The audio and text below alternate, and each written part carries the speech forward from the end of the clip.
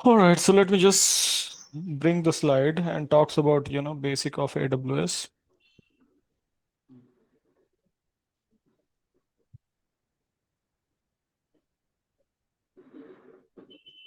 Okay, so let me just give my my introduction. So my name is Amar. I'm part of NetMinion. I have experience on the cloud security and network security. And in this particular class, we are going to talk about the AWS, right? So prior to starting the class, just wanted to understand, guys, what are the experience you have? Do you have any experience on the cloud or not? So maybe Suraj, Amit, anyone can. Sir class Hindi में रहेगा sir इस अच्छा, ठीक है।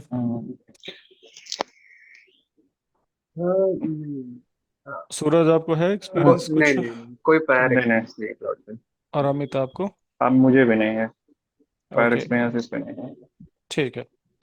तो हम start करते हैं इस पे। सो अगर हम AWS की बात करें या हम क्लाउड कंप्यूटिंग की बात करें, तो बेसिकली है क्या कि रिसोर्स जो प्रोविजन होते हैं और जो रिसोर्स का कंजम्पशन होता है वो किसी क्लाउड प्लेटफॉर्म पे होता है। मैंने कुछ स्लाइड तो नहीं बनाए हैं, but I can explain in this way. So मैं आपको ट्रेडिशनल डेटा सेंटर की बात बताता हूँ और क्लाउड का डिफरेंस बताता हूँ कि होता क्या है। लेट्स से कि मेरी रिक्वायरमेंट ये है कि मुझे मेरी एक एप्लीकेशन है, वो एप्लीकेशन का नाम है नेटमिनियन। ठीक है। और ये किस टाइप की एप्लीकेशन है? ये वेब एप्लीकेशन है। तो आपने देखा होगा हमारी वेबसाइट कि आ, ये वेबसाइट जो है एक वेब एप्लीकेशन है, और इस वेबसाइट को मैं होस्ट करना चाहता हूँ। ठीक है, कहीं, so that people from the internet would be able to access it. So मैंने क्या किया, लेट्स से कि मैंने अपने ही डेटा सेंटर पे मैंने एक सर्वर बनाया। ठीक है, ये मेरा ठीक। सर्वर है। या तो मैंने सर्वर डायरेक्टली परचेज किया या असेंबल किया, और मैंने ये सर्वर बनाया। इस सर्वर को मैंने डिफरेंट रिसोर्सेस लगा के मैंने कनेक्ट कर दिया यहाँ पे। सो एज एन एग्जांपल, मेरे पास कुछ नेटवर्क डिवाइसेस लगा के मैंने सर्वर को प्रोटेक्ट कर दिया। लाइक ये स्विच है, और मैंने सर्वर को जोड़ दिया स्विच से। स्विच के आगे मैंने राउटर रख दिया।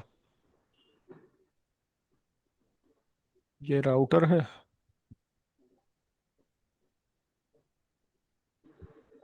और फिर मैंने यहाँ पे एक फायरवॉल लगा दिया।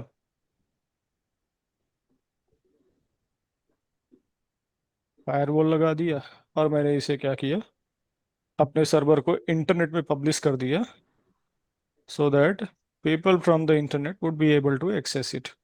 सो अब मेरी भी एप्लीकेशन को कोई भी एक्सेस कर सकता है इंटरनेट से। ये मैं सर्वर पे अपनी एप्लीकेशन डिप्लॉय कर दिया, और यूजिंग दीज मेथड मैंने इंटरनेट पे पब्लिश कर दिया। अब किसी को लेट से कि हमारे कोर्सेज में एनरोल करना है, तो वो netminion.net पे जाकर एक्सेस कर सकते हैं वेबसाइट, राइट। सो ठीक ये है।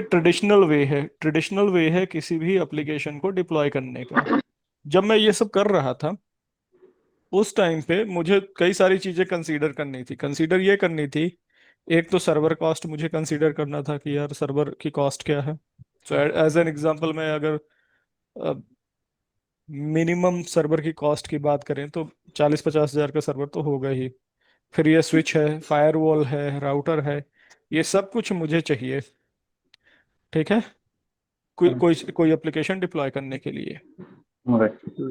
अब ये प्रोक्योरमेंट करने में हो सकता है मुझे 2 दिन भी लगे, 4 दिन भी लगे, 10 दिन भी लगे, कुछ ऐसा टाइम लग सकता है। तो क्या हुआ, एक कॉन्सेप्ट आया क्लाउड कंप्यूटिंग। कहीं एक इंफ्रास्ट्रक्चर ऑलरेडी है, वहां मैंने सर्वर, ये जो चीजें मैं डिप्लॉय करता था, जो यहाँ पे डिप्लॉय करता था ऑन प्रिमाइसेस डेटा सेंटर पे, ठीक है, जहाँ मैं अपना खुद का सब कुछ परचेज करता था, वही चीज मैं वर्चुअली परचेज कर सकता हूँ। सेम चीज कहाँ पे परचेज कर सकता हूँ? क्लाउड पे परचेज कर सकता हूँ। मतलब एक ओके। ऐसा मतलब एक ऐसा मुझे इंटरफेस मिल जाए जहां पे मैं वही चीजें वर्चुअली डिप्लॉय कर सकूं और मैं उसे सेल्फ मैनेज कर सकूं। ठीक है, तो मुझे एक इंटरफेस मिला जिसे हम बोलते हैं पब्लिक क्लाउड।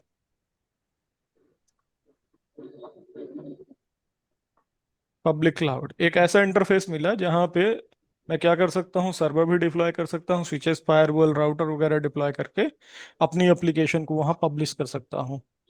ये जो पब्लिक क्लाउड मिला ये क्या है? ये सेल्फ मैनेज्ड है। मैं इसे सेल्फ मैनेज कर सकता हूँ। मुझे सर्वर बंद करना हुआ तो मुझे किसी को फोन नहीं करना है कि भाई सर्वर बंद कर दो। अगर मुझे सर्वर पे कोई एप्लीकेशन डिप्लॉय करना है, सर्वर का कंसोल लेना है, तो मुझे किसी को कॉल नहीं करना है कि मेरी डिपेंडेंसी है। ये जो पब्लिक क्लाउड है ये सेल्फ मैनेज है। मैं अपना खुद मैनेज कर सकता हूँ, इसमें जो भी रिसोर्स बनाना है वो मैं खुद बना सकता हूँ। सारा कुछ है मैं खुद कर सकता हूँ। Right. So that is called public cloud. Okay. So जो AWS है जिसका मैं कंसोल आपको दिखाऊंगा अभी थोड़ी देर में। तो AWS क्या है? एक पब्लिक क्लाउड प्लेटफॉर्म है। ठीक है, मेरा इसे पब्लिक क्लाउड प्लेटफॉर्म। तो इसमें कोई ऐसा नहीं है कि मैं एक स्पेशल यूजर हूँ मैं जाके बना सकता हूँ लेकिन सूरज नहीं बना सकता है या फिर कोई और नहीं बना सकता है। मेरे पास पैसा है, ठीक है, I can access their console, I can deploy the resources there, right, and accordingly they are going to charge a bill. So anybody can go on the cloud, they can create their own infrastructure और वो अपना infrastructure वहां बना के use कर सकते हैं। Right. सो infrastructure एक क्वेरी था इसमें कि अपना इंफ्रास्ट्रक्चर जो बनाते हैं, जो भी ट्रेडिशनल वे में हमारे पास राउटर स्विच सर्वर सभी प्रोक्योर करना पड़ता है, बट इधर क्लाउड पे भी सेम चीज प्रोक्योर करना पड़ता है और हाँ, ओनली। सेम चीज हो सकता है कि कुछ चीजें प्रोक्योर ऑटोमेटिकली हो जाएं। जैसे नेटवर्क वाला जो पार्ट है, मुझे केबल भी तो परचेज करना पड़ेगा इन्हें कनेक्ट करने के लिए, है ना? तो हाँ ये चीज हमें राइट। नहीं परचेज करना है, कोई लिंक नहीं परचेज करना है। हमें तीन चार सर्विसेज परचेज करना है। क्या क्या सर्विसेज हैं मेनली जो क्लाउड ऑफर करता है? वो ऑफर करता है कंप्यूट सर्विसेज, वो ऑफर करता है स्टोरेज, वो ऑफर करता है नेटवर्क सर्विसेज। राइट। मतलब ठीक मेन है। मेन सर्विस मैं आपको बता रहा हूँ, इस टाइप की हम्म, सर्विसेज वो ऑफर करता है। सो जब हम अच्छा। कंप्यूट की बात करते हैं तो सर्वर, सर्वर क्या है? हमारा कंप्यूट सर्विसेज में है। हम्म, स्टोरेज जैसे उसमें हार्ड डिस्क लगेगी, वो नेटवर्क उसमें आएगा, क्या बोलते हैं, स्टोरेज में आएगा। उस सर्वर पे IP एड्रेस वगैरह असाइन होंगे, ठीक है, वो उसके नेटवर्क पार्ट में आएंगे। बट ये लिंक अच्छा। वगैरह हमें परचेज करने की जरूरत नहीं है। ये अच्छा, परचेज करने की जरूरत नहीं है। मैं आपको बताऊंगा आगे कि क्या परचेज ठीक करने की है। जरूरत है क्या नहीं है। बट एज ऑफ नाउ ये समझो कि आपका जो क्लाउड है वो इन सर्विसेज को ऑफर करता है, कंप्यूट, स्टोरेज, नेटवर्क, सिक्योरिटी, इन अच्छा। सब चीजों को वो ऑफर करता है। ओके। ठीक है ना? तो ट्रेडिशनल इंफ्रास्ट्रक्चर पे जिसकी हम बात कर रहे हैं, ट्रेडिशनल इंफ्रास्ट्रक्चर हमारा, late me just go, traditional infrastructure पे हमें ये सारी चीज प्रोक्योर करनी पड़ती थी, परचेज करनी पड़ती थी कोई एक एप्लीकेशन डिप्लॉय करने के लिए। ठीक है, और ये कॉस्ट ज्यादा आती थी यही चीज करने के लिए, और ये ऑन डिमांडेड नहीं था। इसका मतलब अगर मुझे आज यहाँ नेटमिनियन होस्ट करने के लिए सर्वर की रिक्वायरमेंट है और लेट्स से कल मुझे नहीं है, कल एनी हाउ मुझे नहीं है, तो मैं ये सर्वर जो है ऑन डिमांड वैनिश नहीं कर सकता, इसको जो है स्क्रैप नहीं कर सकता हूँ। क्यों? क्योंकि मेरी कॉस्ट लगी है। बट यहाँ आप जितना यूज करना चाहते हो यूज करो, आपको उसे डिलीट करना है डिलीट कर दो, आपकी कॉस्ट नहीं आएगी। ठीक है, अगर आपको मान लो ठीक। कि एप्लीकेशन डिकॉम हो गया, नहीं चाहते आप, तो आप वो इंफ्रास्ट्रक्चर डिप्लॉय कर दो।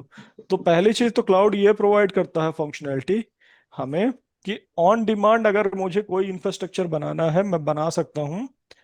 ठीक है। दूसरी चीज, इट इज सेल्फ मैनेज्ड, मतलब मुझे इसे मैनेज करने के लिए किसी तीसरे बंदे को नहीं बोलना है कि भाई पावर ऑन कर दो, पावर ऑफ कर दो। वो नहीं बोलना है, ये सेल्फ मैनेज है। मुझे पावर ऑफ करना है, पावर ऑन करना है, मेरे पास सेल्फ कंट्रोल है। ये एक इंटरफेस प्रोवाइड करते हैं क्लाउड वाले, जिस अच्छा। इंटरफेस का यूज करके मैं इंफ्रास्ट्रक्चर डिप्लॉय कर सकता हूँ। और उसके हम्म, पास साथ जितना भी मैं प्ले करना चाहता हूँ, डिप्लॉय करना, वैनिश करना, मैनेज करना, राइट, वो सब कर हम्म, सकता हूँ। और जो ठीक। चार्जेस होंगे, जो ये चार्जेस ऑफर करते हैं, वो यही ऑफर करते हैं, जितना मैं यूज करूं, पे पर हम्म, यूज, जितना मैं यूज करूंगा उसका ही चार्ज दूंगा। ठीक है ना? हाँ, जैसे मान लो कि मैं कंप्यूटर रिसोर्सेज परचेज कर लिया कि यार 4 कोर का प्रोसेसर है, हम्म, और लेट्स से 4 कोर का प्रोसेसर मैंने इस पे लगा दिया है, जो भी सर्वर मैंने बनाए यहाँ पे। अब अच्छा। मैं जब यूज कर रहा हूँ इस सर्वर को, तभी वो कंप्यूट की कॉस्ट आ रही है।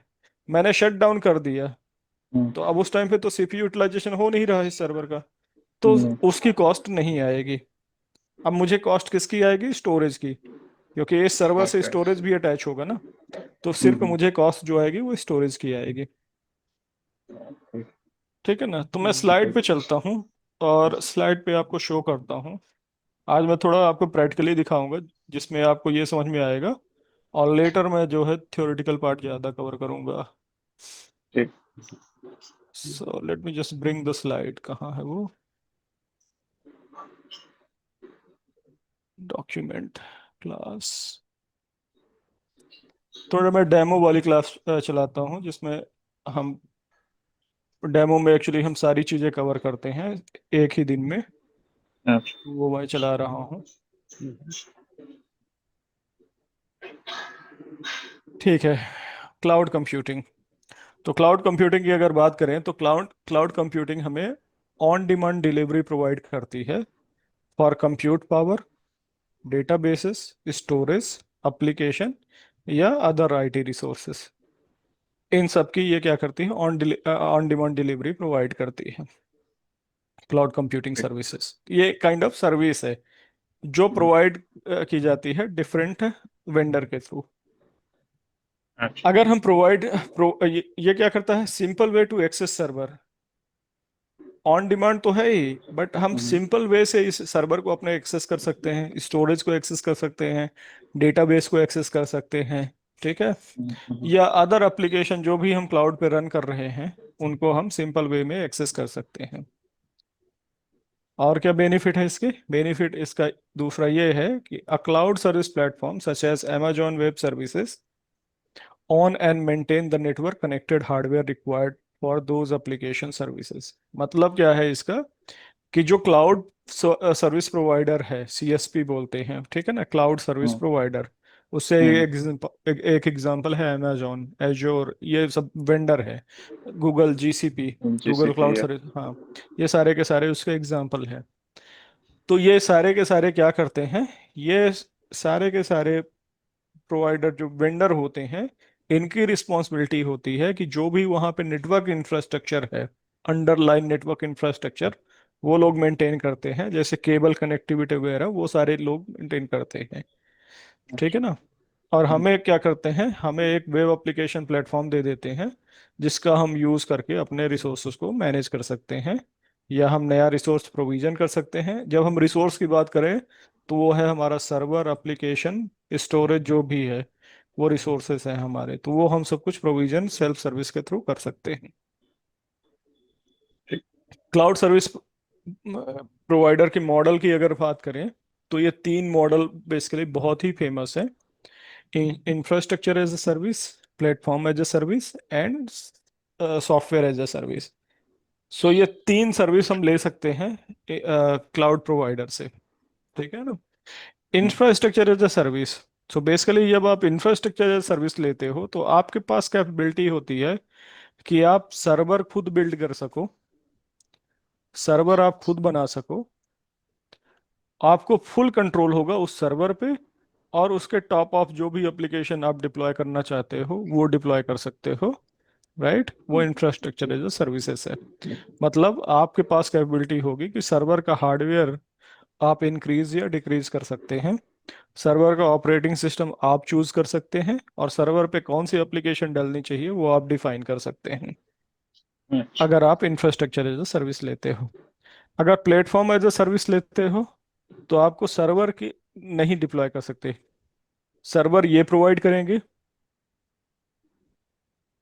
और ये इसमें इस सर्वर पे विजिबिलिटी आपको नहीं होगी। जो प्लेटफॉर्म आप लोगे तो उसमें जो भी सर्वर यूज हो रहा होगा बैक एंड में, उसमें विजिबिलिटी नहीं होगी। तो लेट्स से कि मैंने प्लेटफॉर्म एज अ सर्विस लिया, ठीक है।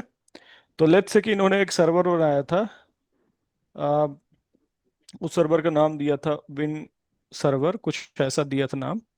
अब ये जो विन सर्वर है ना, who is going to maintain इसको? सीएसपी ही मेंटेन करेगा, और इसके रिसोर्सेज बढ़ाने घटाने हैं ये सीएसपी ही डिफाइन करेगा। ये सर्वर शेयर्ड होगा सबके बीच में। इसे अमर भी एक्सेस कर सकते हैं।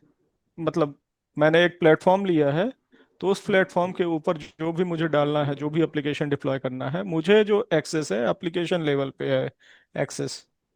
मैं यहाँ पे अपाचे यूज़ करता हूँ अपनी एप्लीकेशन डिप्लॉय करने के लिए, या विंडोज़ आईआईएस एप्लीकेशन यूज़ करता हूँ, ठीक है ना, या टॉम कैट यूज़ करता हूँ। ये मैं प्लेटफॉर्म परचेज कर रहा हूँ कि भाई मुझे अपाचे चाहिए कि ताकि मेरी जो एप्लीकेशन है वो रन कर सके। मुझे आईआईएस चाहिए ताकि मेरी एप्लीकेशन रन कर सके। राइट, तो ये प्लेटफॉर्म है। सो मुझे कंट्रोल कहाँ है? जो भी प्लेटफॉर्म मुझे असाइन कर देगा वहाँ पे कंट्रोल है। फॉर एग्जांपल मेरे प्लेटफॉर्म में कैशिंग इनेबल होनी चाहिए, नहीं होना चाहिए, वो मैं डिफाइन कर सकता हूँ। बट मैं ये जाके नहीं कर सकता कि भाई सर्वर की जो है मेमोरी बढ़ा दूँ, रैम बढ़ा दूँ, इन केस मुझे अच्छा। स्लोनेस आ रही है तो। ठीक है ना, परफॉर्मेंस की कहीं प्रॉब्लम आ रही है तो वो प्लेटफॉर्म एज सर्विसेज। यहाँ मैं, मुझे जो कंट्रोल है वो कहाँ है? ओएस और एप्लीकेशन स्टैक पे कंट्रोल है। Right. Hmm. So application developer इसको यूज कर सकते हैं, platform platform as a service को। और तीसरा है software as a service, which is called SaaS, software as a service. इसको एंड यूजर यूज करता है। As an example let's say कि मुझे एक ईमेल टाइप की एप्लीकेशन चाहिए, ठीक है। मैं चाहता हूं कि ठीक है। मेरे 5-10 एम्प्लॉय हैं, मैं अपनी कंपनी का एक ईमेल ले लूं। तो मैंने क्या किया, एक क्लाउड सर्विस प्रोवाइडर के पास गया, मैंने कहा यार मुझे एक ईमेल एप्लीकेशन दे दो। तो मुझे एक ईमेल एप्लीकेशन दे देगा, लाइक जीमेल प्लेटफॉर्म, वो मुझे एक एप्लीकेशन दे देगा। ठीक है। मुझे अपनी फाइल स्टोर करनी है, मैंने एक स्टोरेज प्लेटफॉर्म ले लिया, as an example Dropbox, right. तो वो हाँ, मुझे एक ड्रॉप। स्टोरेज प्लेटफॉर्म दे दिया। तो मैं ड्रॉप बॉक्स के यूज़ करके मैं फाइल को स्टोर कर रहा हूँ। अब मुझे ये टेंशन नहीं है ना कि वो फाइल कहाँ स्टोर हो रही है, कैसे स्टोर हो रही है, क्या उसके अंडरलाइन सर्वर है। मैंने सीधा एक इंटरफेस लिया। वो इंटरफेस क्या करता है, मुझे कैपेबिलिटी देता है कि मैं फाइल को स्टोर कर सकूँ, राइट। तो वो क्या है, वो सॉफ्टवेयर एज ए सर्विस है, सैस। सैस में जो अंडरलाइन ओएस है, इंफ्रास्ट्रक्चर है, वो सब मेंटेन करने का काम किसका है? सीएसपी का है। यूजर सिर्फ रिस्पॉन्सिबल है अपनी एप्लीकेशन को देखने के लिए। यूजर सिर्फ ओके। अपनी एप्लीकेशन को देखने के लिए रिस्पॉन्सिबल, बाकी कुछ नहीं। ठीक है ना। तो ये इसमें 3 टाइप के सर्विसेज हैं, आईएस, पैस एंड सैस। हाँ, बताओ क्या क्वेश्चन है। हाँ, इसमें था कि जो लास्ट वाला है सैश में, तो ये platform and infrastructure already created रहेंगे, ओनली उस पे एक हमें एप्लीकेशन मिल जाएगा जिससे हम ईमेल या जो भी एप्लीकेशन मैनेज करना चाहते हैं उस पे हो जाएगा, राइट? हाँ बिल्कुल, ऐसा ही रहा। बिल्कुल वही हो जाएगा। हाँ। मैं इसका सिंपल एग्जांपल देता हूँ। हम्म। लेट्स से कि मुझे एक फोटोशॉप टाइप का एप्लीकेशन डालना है। मुझे एक फोटोशॉप टाइप का एप्लीकेशन चाहिए जो कि पिक्चर को एडिट कर सके, ये सारी चीजें कर सके, राइट। हाँ, हाँ। तो मैं क्या करूंगा, अगर मैं इंफ्रास्ट्रक्चर एज सर्विस लूंगा तो मैं सबसे पहले एक हार्डवेयर डिफाइन करूंगा कि भाई मुझे ये एप्लीकेशन जो है, क्या इसमें सीपीयू होना चाहिए, कितनी मेमोरी होना चाहिए, क्या कितना होना चाहिए, ये मैं डिफाइन करूंगा as a hardware, right. Right. फिर मान लो कि अगर मैं इंफ्रास्ट्रक्चर सर्विसेज लेता हूँ, इंफ्रास्ट्रक्चर एज ए सर्विस, तो मुझे ये सारी चीज़ें करनी है। मैं चाहता हूँ यार मुझे ये झंझट ही नहीं चाहिए।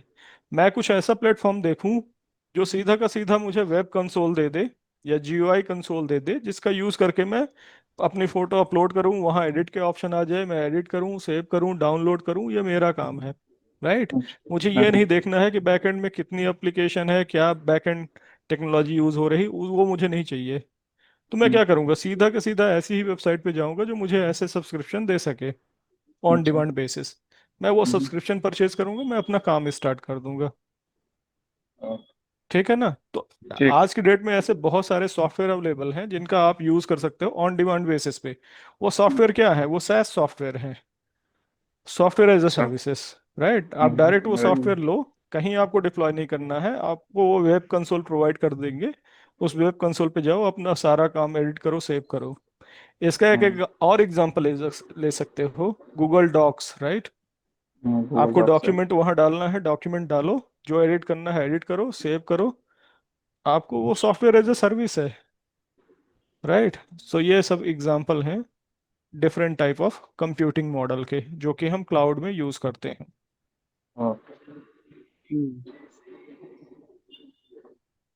मूव करते हैं नेक्स्ट, हम टॉक करते हैं क्लाउड कंप्यूटिंग डिप्लॉयमेंट। अब डिप्लॉयमेंट के हिसाब से कितने टाइप के क्लाउड कंप्यूटिंग होती है, तो मेनली 4 तरीके की ही होती है। पब्लिक क्लाउड, जिसे सब कोई एक्सेस कर सकते हैं, जिसके पास भी पैसा है जाओ और ये क्लाउड में अपने रिसोर्सेस बनाओ। ठीक है, कोई भी यूज कर सकता है, कोई प्रिविलेज नहीं है यहाँ पे। ठीक है, अमर भी जा सकते हैं और ट्रम्प भी जा सकते हैं यहाँ पे अपने रिसोर्सेस बनाने के लिए। ठीक है। नेक्स्ट टाइप का क्लाउड है प्राइवेट क्लाउड। प्राइवेट क्लाउड ये कंपनी स्पेसिफिक होता है, जैसे टोयोटा करके एक कंपनी है, लेट्स से टोयोटा ने अपना क्लाउड बनाया। ठीक है, तो ये सिर्फ वही यूज कर सकते हैं, कोई दूसरा और यूज नहीं करेगा उनके क्लाउड को। ठीक है, Right. तीसरे हैं कम्युनिटी क्लाउड। 2-3 कंपनी मिलके उन्होंने क्या किया, उन्होंने एग्री किया कि यार हम क्लाउड कंप्यूटिंग इंफ्रास्ट्रक्चर बनाएंगे और हम 3-4 लोग ही इसको यूज करेंगे, वो कम्युनिटी क्लाउड में आ जाता है। जैसे मान लो कि HCL एक कंपनी है, उसने डिसाइड किया है, HCL, IBM, इन कंपनी ने डिसाइड किया, और एसेंचर या विप्रो, लेट से कोई भी ऐसी कंपनी है, तो 2-3 कंपनी ने मिलकर डिसाइड किया कि मैं एक क्लाउड प्लेटफॉर्म बनाऊंगा और उस क्लाउड प्लेटफॉर्म को हम लोग यूज करेंगे। राइट, सो वो उस टाइप के क्लाउड क्या होते हैं, कम्युनिटी क्लाउड होते हैं। और हाइब्रिड क्लाउड, ऐसे क्लाउड जो पब्लिक एंड प्राइवेट या इनमें से कोई भी क्लाउड, दो क्लाउड को मिला के बना दें, सर्विस प्रोवाइड कर दें, वो हाइब्रिड क्लाउड है। तो एज एन एग्जांपल मैं बात करता हूँ, AWS ये सर्विसेज ऑफर करता है प्राइवेट और पब्लिक क्लाउड की। AWS जो क्लाउड है वो प्राइवेट क्लाउड की भी सर्विस ऑफर करता है और पब्लिक क्लाउड की भी सर्विसेज ऑफर करता है। अगर मैं as a customer, as a let's say Indian government में जाता हूँ AWS के पास, मैं बोलता हूँ भाई मेरा एक सेपरेट नेटवर्क बना दो, मैं बिल्कुल सेपरेट उसे यूज करूंगा, उसे तुम किसी दूसरे बंदे से कनेक्ट मत करना। तो वो हमारे लिए एक प्राइवेट क्लाउड बना देंगे, एक प्राइवेट डेटा सेंटर बना देंगे, मैं उस डेटा सेंटर पे अपने जो भी रिसोर्सेस है वो डिप्लॉय कर सकता हूँ, यहाँ कोई और होस्ट नहीं कर सकता है मेरी कंपनी के अलावा। और साथ ही साथ वो हमें पब्लिक क्लाउड की भी फंक्शनैलिटी देते हैं, उनके पास एक दूसरा नेटवर्क है जो सभी लोग एक्सेस कर सकते हैं, वो पब्लिक क्लाउड है। तो हाइब्रिड क्लाउड क्या है, कॉम्बिनेशन ऑफ 2 और मोर क्लाउड। ओके। ये क्लाउड मतलब अपने AWS पे ही रहते हैं या मतलब कुछ ये लोग अपना इंफ्रा डेवलप करते हैं क्लाउड बनाने के लिए, पब्लिक प्राइवेट? ये बेसिकली होता क्या है, अगर मैं क्लाउड की बात करूं, क्लाउड तो हम भी बना सकते हैं, ऐसे बहुत सारे सॉफ्टवेयर मार्केट में अवेलेबल हैं जिसका यूज करके हम क्लाउड बना सकते हैं। Cloud is a self manage services. मैं एक एग्जांपल लेता हूँ ट्रेडिशनल डेटा सेंटर और क्लाउड डेटा सेंटर के बीच में।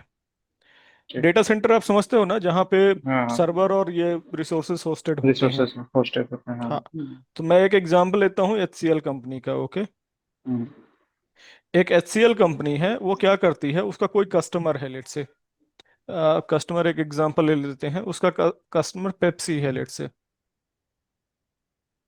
ये उसका कस्टमर है पेप्सी। इस पेप्सी कस्टमर के लिए वो क्या करते हैं, डेटा सेंटर बनाते हैं कि भाई हम्म, पेप्सी के जो सर्वर्स हैं ना, लेट्स से कि उनके मार्केटिंग के सर्वर्स हैं, उनके एंड यूजर के सर्वर हैं, वेंडर के सर्वर्स हैं, वो सारे सर्वर इसी डेटा सेंटर पे होस्ट करेंगे। ये डेटा सेंटर पे सर्वर को होस्ट कर दिया HCL ने।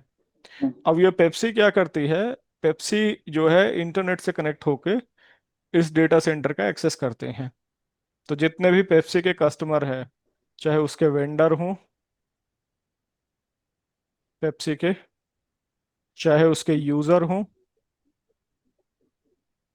ओके, लेट्स से कि यूजर ऐसे हैं जो पेप्सी का लोगो देख के वो देखना चाहते हैं कि पेप्सी के नए नए प्रोडक्ट क्या हैं, सो दैट वो कंज्यूम कर सकें, या फिर जो भी हैं उसके एम्प्लॉई हैं, ये सारे के सारे ये डेटा सेंटर पे होस्टेड जो डिवाइस है उनको एक्सेस करते हैं। ठीक। अब लेट्स से कौन मेंटेन कर रहा है इसको, एचसीएल ही मेंटेन कर रही है इस पूरे डेटा सेंटर को। तो एचसीएल हाँ। का क्या काम है, इन सर्वर को अपडेट रखना, इन सर्वर की कूलिंग मेंटेन करना, इन सर्वर की सिक्योरिटी मेंटेन करना। पहले तो ये फिजिकल सिक्योरिटी मेंटेन करेंगे, डेटा सेंटर को ऐसी जगह रखेंगे कि जहाँ पे कोई अटैक ना कर पाए, ठीक है, कोई हम्म, फिजिकली जा ना पाए, कि पता चला हम्म, कि वो सर्वर ही उठा के ले जा रहा है। तो वो सारी सिक्योरिटी अभी एचसीएल मेंटेन कर रहा है, राइट, ये, ऐसे डेटा सेंटर से। साथ ही साथ एचसीएल क्या कर रहा है, यहाँ पे अपने स्पेशल इंजीनियर भी रख रहा है जो कि इस सर्वर को टाइम टू टाइम मेंटेन कर सके। टाइम टू टाइम मेंटेन करना मतलब इन सर्वर के ऑपरेटिंग सिस्टम को अपडेट कर सके, ठीक है, अच्छा।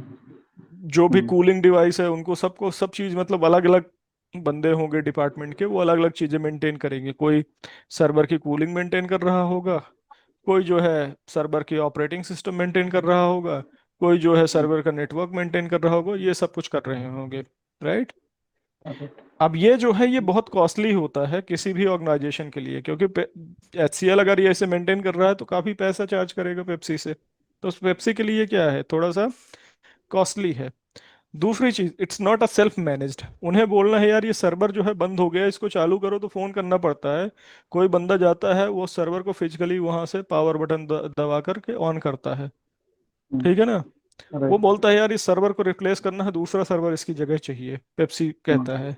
तो क्या हम्म, करेगा, एक फिजिकल बंदा जाएगा वहां पे, सर्वर को निकालेगा, दूसरा सर्वर डिप्लॉय करेगा, और डिप्लॉय करने के बाद उसी स्टेट में लाएगा जिस स्टेट पे वो पुराना वाला सर्वर था, बैकअप वगैरह स्टोर करके। ठीक उतनी है। झंझट चाहिए ही नहीं, तो क्या करेंगे, हम्म, ये सेल्फ मैनेज सर्विस ले लेंगे। ये गए एडब्ल्यूएस के पास, हम्म, पेप्सी वाले, बोले कि ऐसा ऐसा मेरा डेटा सेंटर है जो कि ये बड़ा ट्रेडिशनल टाइप का है, मुझे तुम इसी तरह के डेटा सेंटर बना के दो। तो ये पेप्सी को एडब्ल्यूएस ने ऑफर किया कि भाई अपना ये सारा इंफ्रास्ट्रक्चर हमारे यहाँ माइग्रेट कर लो। तो ये क्या करेंगे, जो ये फिजिकल सर्वर थे यहाँ पे या फिजिकल स्टोरेज थे, वो वर्चुअल में कन्वर्ट हो जाएंगे यहाँ, और सब कुछ वैसा ही रेप्लिका बन जाएगा। अब रेप्लिका बन गया, साथ ही साथ इन्होंने क्या किया, एक फ्रंट एंड दे दिया इस कस्टमर के लिए, पेप्सी कस्टमर के लिए। उन्होंने बोला कि आप इस कंसोल पे लॉगिन करना, और लॉगिन करने के बाद आप सब कुछ मैनेज कर सकते हो। आप देख सकते हो आपके कितने सर्वर ऑन हैं, कितने ऑफ हैं, ठीक है, क्या स्टोरेज यूटिलाइजेशन हो रहा है, क्या नहीं हो रहा है, कब आपको बंद करना है, कब आपको चालू करना है। आप स्केड्यूलर लगा सकते हो, क्योंकि उस तरीके से मैंने अपना सॉफ्टवेयर डिज़ाइन किया है, कंसोल डिज़ाइन किया है। तो ये पेप्सी कस्टमर सीधा कंसोल पे गए, लॉगिन किया, वहां से ये सारा कुछ देख सकते हैं, अपने सर्वर का स्टेटस। अब वो डिपेंडेंट नहीं है कि सर्वर की पैचिंग क्या करना है, उन्होंने एक वो लगाया, क्या बोलते हैं, स्क्रिप्ट लगाया, सर्वर की पैचिंग हो गई। कुछ भी करने के लिए वो डिपेंडेंट नहीं है। तो ये सेल्फ मैनेज सर्विस क्या हुआ, क्लाउड सर्विस प्रोवाइडर ने प्रोवाइड कर दिया, ठीक है। Using that self manage service, जो फिजिकल यहाँ पे इंफ्रास्ट्रक्चर था उसे उन्होंने वर्चुअल में डिप्लॉय कर दिया। और बैक एंड पे उनकी बहुत बड़ी टीम लगी है, जिनके ऊपर ये वर्चुअल इंफ्रास्ट्रक्चर डिप्लॉय हो रहे हैं ना, वो सारे प्लेटफॉर्म वो मैनेज कर रहे हैं। उनकी बहुत ही एक्सपर्टीज की टीम है जो एडब्ल्यूएस के पास है, वो लोग ये सब मैनेज कर रहे हैं। ओके। तो इसमें जो public private and community cloud है, तो इसमें से वो अपना प्राइवेट क्लाउड के अंडर में वो आएंगे। पेप्सी ने पब्लिक क्लाउड लिया है ना। हम्म, अच्छा, पब्लिक क्लाउड लिया तो पब्लिक में हाँ, जाएंगे। क्योंकि ओके। उनका इतना कुछ बड़ा वो है नहीं कि भाई वो सेग्रीगेटेड होना चाहिए पूरी दुनिया से। वो मिलिट्री टाइप के जो क्लाउड होते हैं ना, जो मिलिट्री सर्विसेज होस्ट करते हैं, वो अच्छा। पब्लिक क्लाउड प्राइवेट क्लाउड में होते हैं। या गवर्नमेंट के कुछ क्लाउड होते हैं वो प्राइवेट क्लाउड में होते हैं। वो कौन मैनेज करता है, मतलब ये AWS के साथ ही वो सर्विस मिल जाती है वो या कुछ? देखो जो क्या होता है, हम्म, बहुत सारी गवर्नमेंट अपना खुद का प्राइवेट क्लाउड डेवलप करती हैं, अच्छा। ठीक है ना। मैं इंडिया में जानता हूँ एनआईसी जो है ना, एनआईसी जो है अपना खुद का प्राइवेट क्लाउड उन्होंने बना रखा है। ओके, उनका खुद ही का सर्वर होता होगा, वो प्राइवेटली खुद एक्सेस का ही करता है सर्वर उसको। है, खुद के सेल्फ मैनेज सर्विसेज है, उन्होंने सब कुछ ओके। बना रखा है। ओपन स्टैक के थ्रू ये सब चीजें हो सकती हैं। Open stack is kind of a software, right? Software, हाँ हाँ। उसके थ्रू ये सारी चीजें हो सकती हैं। Okay, got it.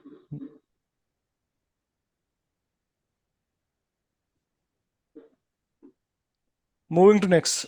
अब हम बात करते हैं, जो हम यहाँ पे थोड़ा सा बात कर लेते हैं, क्या कोर्स कवर कर रहे हैं या क्या सर्टिफिकेशन है। ये इम्पोर्टेंट इसलिए है क्योंकि यही आपको बताता है, अगर आपके पास कोई सर्टिफिकेशन है तो यही बताता है कि भाई हाँ इसको नॉलेज है एडब्ल्यूएस की। आप कहीं से भी ट्रेनिंग कर लीजिए, लेकिन अगर आप सर्टिफिकेशन प्रेजेंट करेंगे, सर्टिफिकेट प्रेजेंट करेंगे किसी भी कंपनी में, तो वो ये समझेगा कि हाँ इस बंदे को है नॉलेज, इसने एडब्ल्यूएस पढ़ा है। तो लाइक अदर वेंडर एडब्ल्यूएस भी सर्टिफिकेट ऑफर करता है, और कई लेवल के सर्टिफिकेट है, प्रोफेशनल लेवल, एसोसिएट लेवल और फाउंडेशन लेवल। सो ये कुछ ऐसा है। फाउंडेशन से एसोसिएट में जा सकते हैं, एसोसिएट के बाद प्रोफेशनल लेवल पे जा सकते हैं। तो यहाँ पे कुछ सर्टिफिकेशन है जैसे क्लाउड प्रैक्टिशनर वगैरह, ये जो है हमारे फाउंडेशन लेवल के सर्टिफिकेशन है। और we have architect certificate, right? या आप सोल्यूशन आर्किटेक्ट का सर्टिफिकेट ले सकते हो, या प्रोफेशनल का सर्टिफिकेट ये वाला ले सकते हो। तो जो हम कोर्स कंटेंट कवर कर रहे हैं वो हम कर रहे हैं इसका, सोल्यूशन आर्किटेक्ट का। आपको ये ओके। वाला है ना, हाँ। ये इसका एग्ज़ाम भी होता है, ऑनलाइन एग्ज़ाम होता है। ये ट्रेनिंग करने के बाद आप सीधा जाके अपने आप को रजिस्टर कर लेना उधर, अगर आपको करना होगा तो। $250 इसकी कॉस्ट है, और 130 मिनट्स का एग्ज़ाम होता है इसका। ऑनलाइन ही सोल्यूशन, होता है? हाँ ऑनलाइन ही होता है एग्ज़ाम ये पूरा डायरेक्ट इसका। दे सकते हैं एसोसिएट लेवल का, फाउंडेशन की जरूरत नहीं है। फाउंडेशन, यही तो खास बात है इस पे। फाउंडेशन की जरूरत नहीं है, आप डायरेक्ट जा सकते हो यहाँ पे हाँ, इस पे। ओके। ये बोला जाता है कि आपको एटलीस्ट 1 ईयर का एक्सपीरियंस होना चाहिए अगर एसोसिएट पे जाते हो, बट नहीं है तो कोई दिक्कत नहीं है, आप डायरेक्ट जा सकते हो वहाँ पे। प्रोफेशनल लेवल करने के लिए कम से कम 2 साल का एक्सपीरियंस होना चाहिए। ये मैंडेटरी नहीं है बट ये रिकमेंडेड है। और फाउंडेशन करने के लिए आपको 6 मंथ का एक्सपीरियंस होना चाहिए। बट आप इनमें डायरेक्ट जा सकते हो कोई भी सर्टिफिकेट करने के लिए।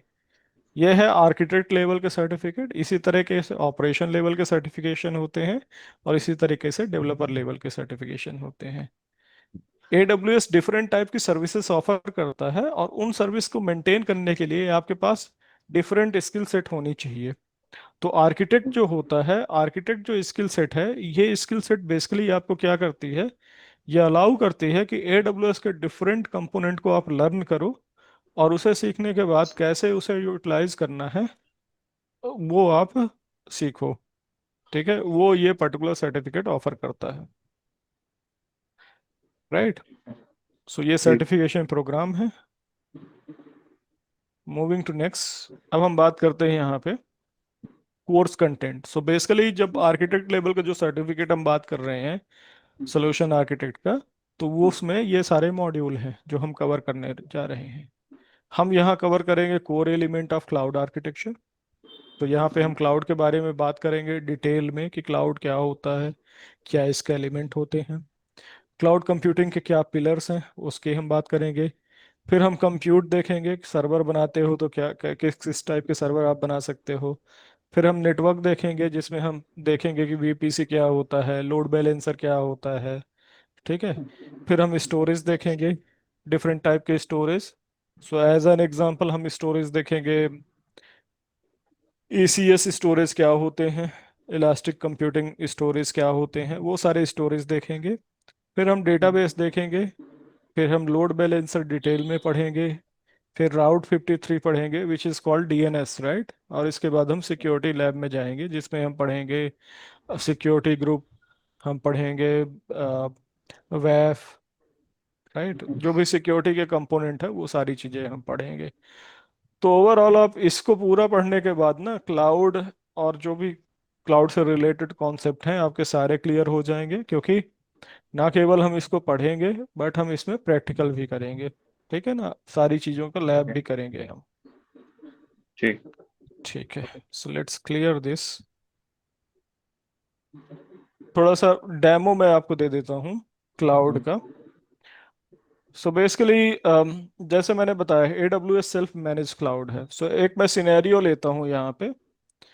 मुझे क्या करना है, मुझे सिमिलर एक सर्वर बनाना है, उस सर्वर पे एक एप्लीकेशन इंस्टॉल करना है। मुझे एक चाहिए सर्वर,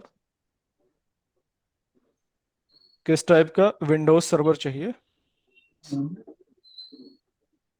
इस पे मैं एक एप्लीकेशन डिप्लॉय करूंगा जो IIS एप्लीकेशन होगी सर्वर के अंदर। IIS एप्लीकेशन है, इसका नाम होता है internet information services. Internet information services. अगर मैं ये सर्विस डिप्लॉय करता हूँ अपने इंफ्रास्ट्रक्चर पे, तो मैं इस सर्वर को as a web server use कर सकता हूँ। जो भी मैं सर्वर सर्विस डिप्लॉय करूंगा ये IIS, इसको मैं as a web server use कर सकता हूँ। तो ये सर्विस डिप्लॉय करने के बाद मैं एक वेबसाइट बनाऊंगा, वेबसाइट, ठीक है। और उस वेबसाइट को मैं इस पूरी दुनिया के लिए पब्लिश करना चाहता हूँ कि इस वेबसाइट को कोई भी एक्सेस कर पाए, इंटरनेट से कोई भी एक्सेस कर पाए इस वेबसाइट को। तो मैं ऐसा करना चाहता हूँ। तो यहाँ आप देखो मैं तीनों काम कर लिया। यहाँ मैंने एक प्लेटफॉर्म भी बना लिया जो कि IIS है, internet sorry infrastructure as a अच्छा सर्विसेज। पर ऐसा। ठीक है, मैंने इस पे एक प्लेटफॉर्म भी डिप्लॉय कर दिया, पैस भी ले दिया। हम्म, और उस पैस के थ्रू मैं ऑफर कर सकता हूँ एक वेबसाइट जिसे हम सॉफ्टवेयर एज अ सर्विसेज ऐसा यूज कर समझ। सकते हैं further, right. Let's go and let's see this. ये मेरा सिनेरियो है जिसको हम अचीव करना चाहते हैं। और ये हम पूरा सब सारा कुछ कहाँ करेंगे, एक AWS क्लाउड भी करेंगे। This is we are going to do on the AWS cloud, right. So let's go. So basically क्या है, AWS क्लाउड की अगर बात करें तो हम यहाँ पे ऐसे ही टाइप करते हैं जैसे मुझे कुछ पता ही नहीं। AWS क्लाउड, मैं यहाँ गया, यहाँ चला गया, फ्री क्लाउड कंप्यूटिंग। यहाँ इसने पूछा sign in to the console. ये मुझे एक कंसोल, क्योंकि मुझे एक सेल्फ सर्विस चाहिए इसलिए मैं साइन इन करने के जा रहा हूँ। मेरे पास है ही नहीं कोई अकाउंट, तो मैं यहाँ से एक अकाउंट क्रिएट कर लूँगा, ठीक है। अच्छा, खास बात क्या है कि AWS जो है ना आपको फ्री सर्विसेज ऑफर करता है 1 ईयर के लिए। 1 ईयर के लिए आप इसको फ्रीली यूज कर सकते हो। कुछ सर्विसेज फ्री है, ना कि सारी सर्विसेज। उन सर्विसेज को आप फ्री में यूज कर सकते हो। तो उसके लिए क्या करना है आपको, आपके पास वीजा या मास्टर कार्ड होना चाहिए। उसका यूज करके आप अकाउंट बना लोगे। सिर्फ 2 रुपए ये आपके अकाउंट से डिटेक्ट करेगा फर्स्ट टाइम। और 1 साल तक के लिए कुछ सर्विसेज के लिए आप इसे फ्री में यूज कर सकते हो। तो प्रैक्टिस के लिए आप क्या करना, आप अपना अकाउंट बना लेना। मैं आपको अगली क्लास में बता दूंगा कैसे बनाते हैं, ठीक। ठीक है। तो यहाँ से क्या करेंगे, हम यहाँ से साइन अप कर लेंगे। यहाँ से अपना पूरा मेल ID वगैरह डाल करके साइन अप कर लेंगे, ठीक है। मैं आपको गाइड कर दूंगा कैसे करते हैं। मैंने ऑलरेडी एक बना रखा है, तो मैं उधर लॉग इन कर लेता हूँ, ठीक है। तो मैं ठीक। अपना अकाउंट डाल देता हूँ, यहाँ पे मैंने बना रखा है। सो मैं क्या करता हूँ, साइन इन करता हूँ। लेट्स सी, मैं वो अकाउंट लेके आता हूँ।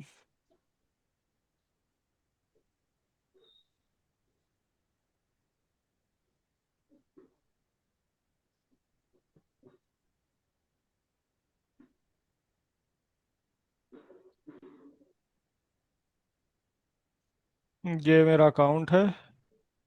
अकाउंट ID ढूंढ लेता हूँ क्या है।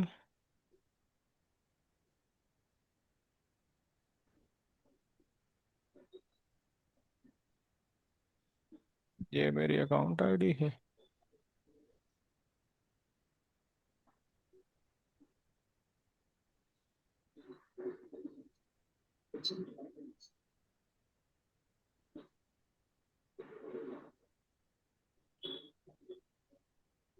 Reset password.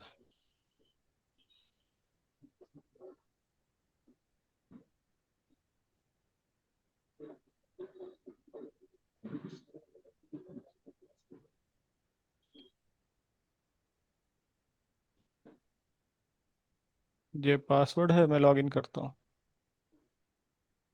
ऑथेंटिकेशन पॉलिसी इस try.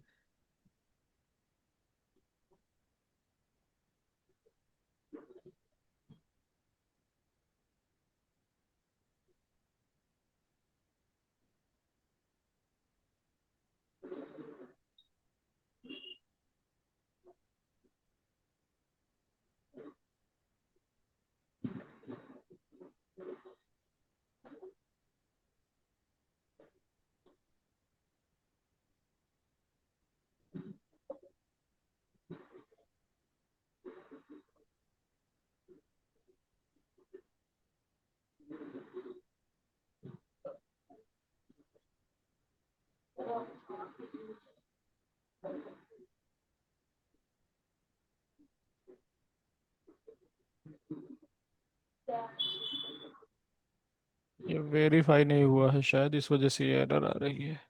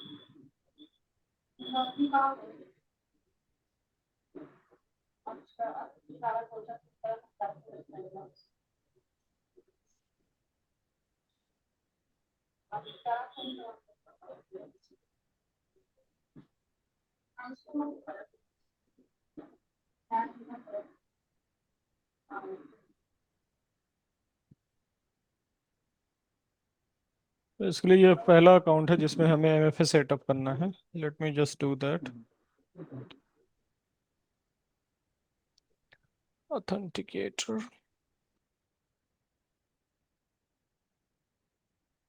Use authenticator app, secure, let me do this।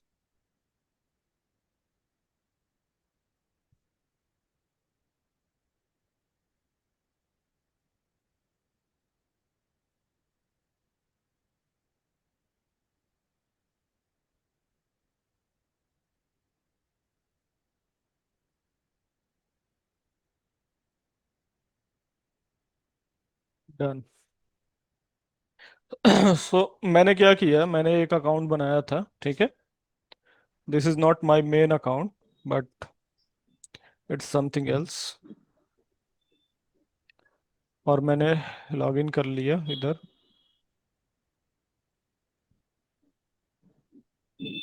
New password 1, password 1। तो ये मैंने क्या किया, कंसोल पे लॉगिन कर लिया। अब आपको AWS कंसोल कुछ ऐसा दिखेगा। फिलहाल देखो, इस यूजर के लिए कोई प्रिविलेज नहीं है। मैं क्या करता हूँ, अपने दूसरे स्क्रीन से इसको फिक्स करता हूँ, कुछ प्रिविलेज दे देता हूँ उस यूजर को। ग्रुप,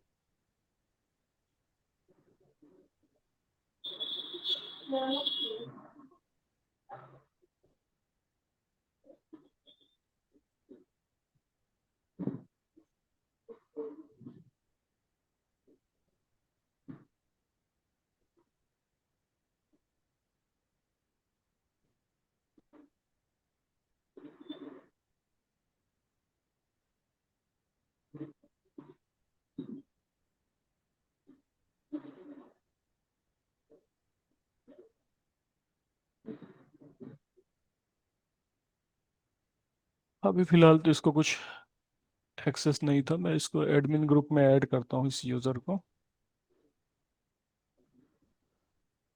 ये प्रिविलेज कभी असाइन करते हैं, साइन अप के टाइम पे ही या कैसे रहता देखो मैं क्या कर रहा हूँ, मेरे पास एक रूट है? अकाउंट है, ठीक है, अच्छा। जिसका यूज़ करके मैं क्या कर सकता हूँ, मैं सबको फुल प्रिविलेज दे सकता हूँ, ठीक है। तो अभी मैं जो लॉगिन किया हूँ वो लॉगिन किया हूँ आई एम यूज़र के थ्रू, जो मैं नया यूज़र बनाया हूँ। वो अच्छा। इसलिए मैं क्यों किया हूँ, क्या कि ताकि मेरा रूट अकाउंट एक्सपोज ना हो सके, ओके। है ना। तो जब आप बनाओगे आपके हम्म। पास रूट अकाउंट होगा जिसमें आप सब कुछ कर सकते हो। अगर मैं रूट अकाउंट की बात करूँ तो मेरे हम्म। पास फिलहाल उस अकाउंट को फुल एक्सेस है, ठीक है। मैं ये चाह रहा हूँ अच्छा। कि इस अकाउंट को भी फुल एक्सेस दे दूँ मैं। अच्छा। एक सेकंड में देखता हूँ इस पे, अगर हम एडमिनिस्ट्रेटर एक्सेस,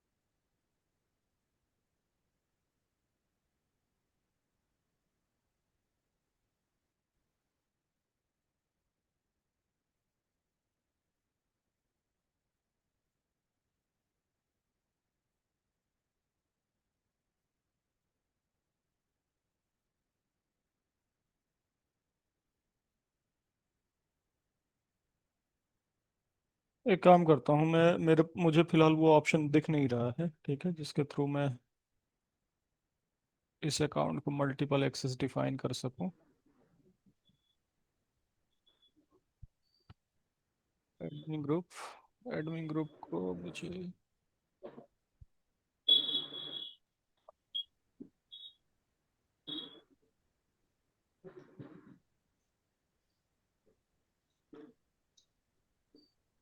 प्रिविलेज का कहीं ऑप्शन दिख नहीं रहा है मुझे।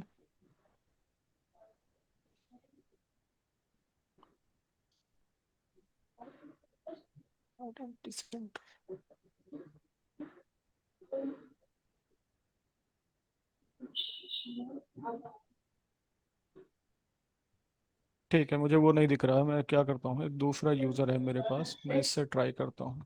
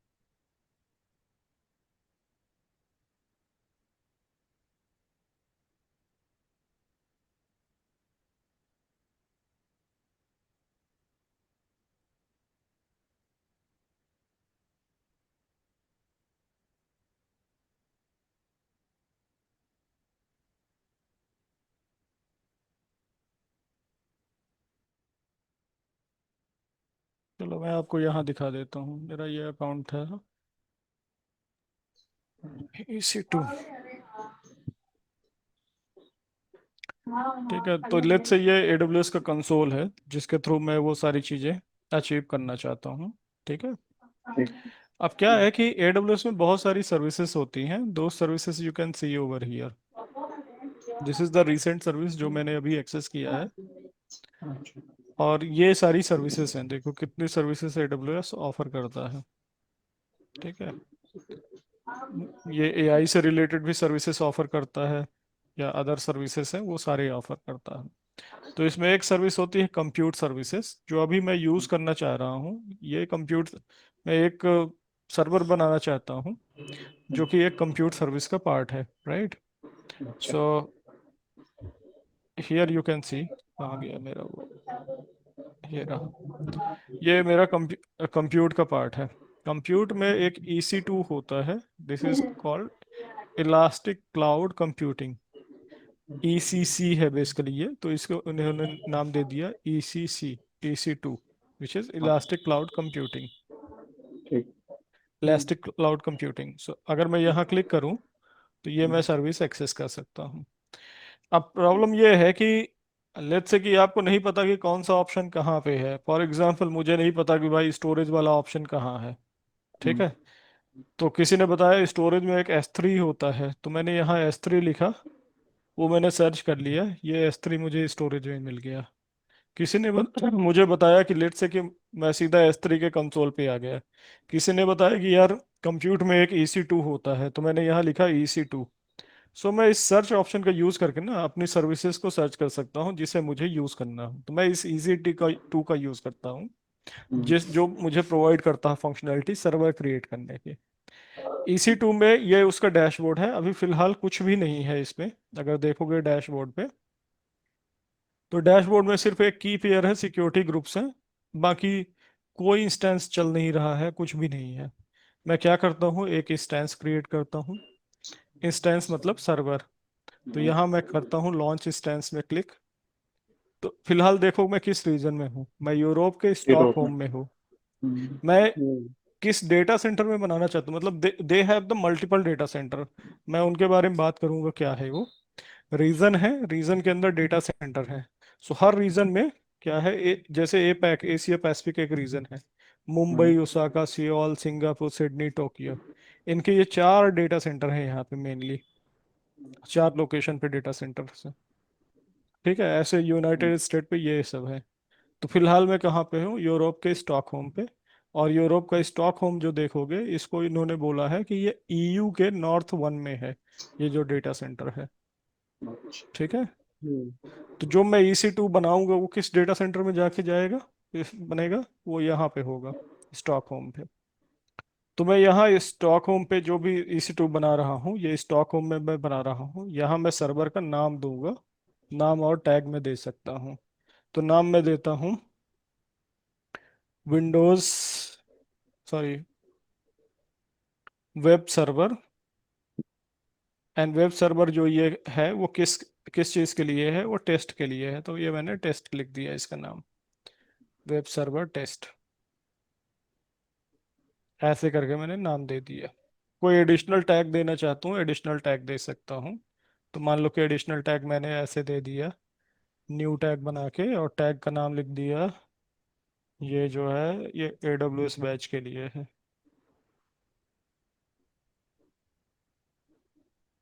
ऐसे करके मैं टैग दे सकता हूँ। मुझे नहीं देना, अभी मैं हटा देता हूँ। तो मेरे सर्वर का नाम क्या है अभी, वेब सर्वर टेस्ट है। ठीक है, इसमें जो मैं अंडरलाइन ऑपरेटिंग सिस्टम लूंगा वो क्या लेना चाहता हूँ, मैं विंडोज लेना चाहता हूँ। तो ये पूछ रहा है आपके पास इतने सारे इमेज अवेलेबल हैं। ठीक है, जैसे आप देखोगे VMware में आप इमेज सेलेक्ट करते हो, यहाँ भी आप ऐसे ही इमेज सेलेक्ट करोगे।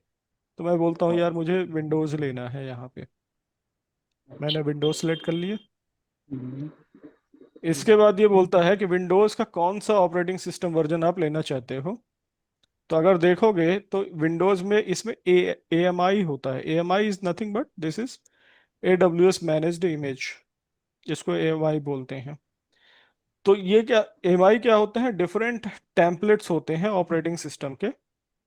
मैं अगर 2025 वाला ले लूंगा तो क्या करेगा, 2025 का टेम्पलेट डिप्लॉय कर देगा इस वर्चुअल मशीन पे।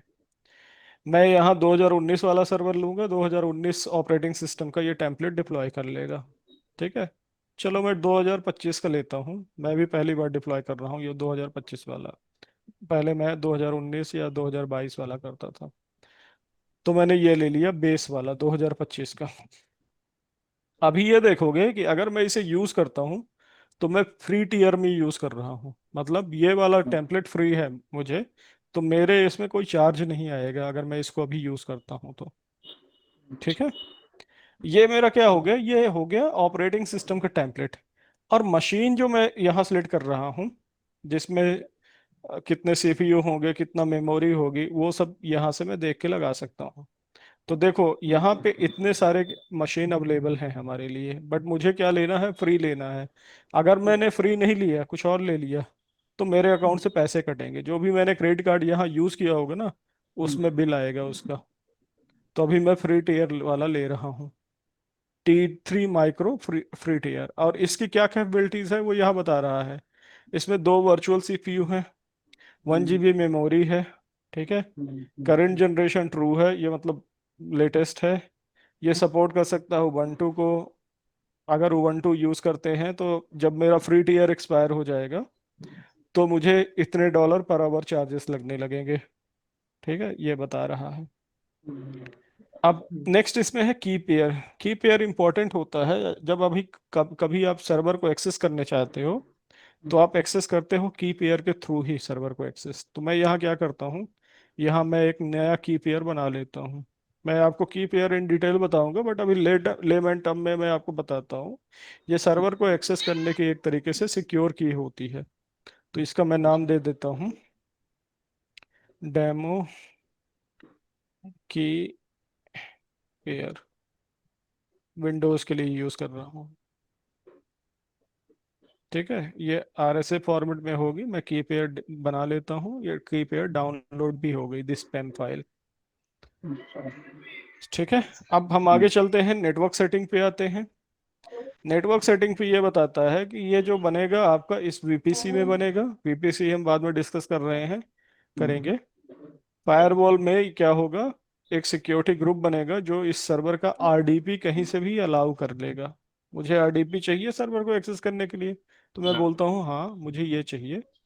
मुझे वेबसाइट भी एक्सेस करना है, वेब सर्विस में फर्दर फ्यूचर में होस्ट करूँगा, तो मैंने ये बोला कि इसमें वेबसाइट भी अलाउ कर दो, कहीं से भी कोई भी एक्सेस कर पाए। और इसके बाद ये पूछेगा कि कितना स्टोरेज रखना चाहते हो। By default this is 30 GB। तो इस सर्वर में 30 GB की हार्ड डिस्क अटैच हो जाएगी।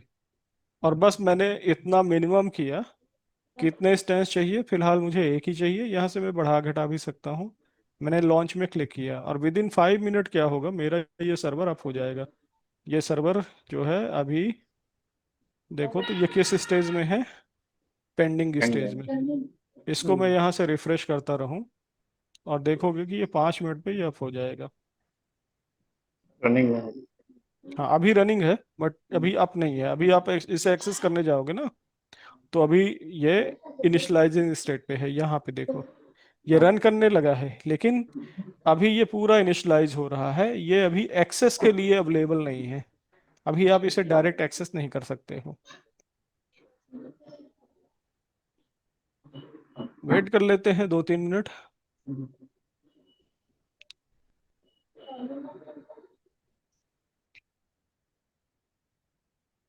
कितना एक्सपीरियंस है आप लोगों को,